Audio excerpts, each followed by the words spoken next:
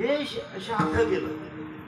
भीष्माचार्यांनी कधी केलं की जेव्हा सत्यवती माता बरं का ती शंतनू राजाला म्हणजे आवडली, पण भीष्माचार्य मोठे असल्यामुळे ते काय बोलले नाही. पण वडिलांचा चेहरा पडलाय म्हणून खरा जो मुलगा असतो ना त्याला वडिलांच्या सगळे भावना कळतात की आपल्या वडिलांच्या अंतःकरणामध्ये काय चाललंय.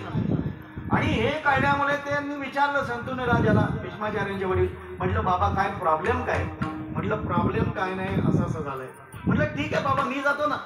जीवनामध्ये असा इतिहास घडला नाही, असा इतिहास घडला नाही की स्वतःला आई आणण्यासाठी एक लेख गेला. विचार करा, स्वतःला आई म्हणजे माझ्या वडिलांना ती आई म्हणजे पत्नी म्हणून पाहिजे, पण मला आई पाहिजे. पण तिथे गेल्यानंतर तिचा वडील काय म्हणतो, अरे तू मोठा आहे. पहिले म्हणजे कसं असायचं, मोठ्या मुलाला गादी दिली जायची. आता कोणी पण घेतं ते सोडून द्या, एवढा विषय वाढायला मला वेळ नाही. पण ते म्हटलं अरे लग्न जरी झालं, माझी मुलगी जरी दिली तरी पोरं तुझी राज्यावर बसतील ना, राज्य तुला भेटेल ना.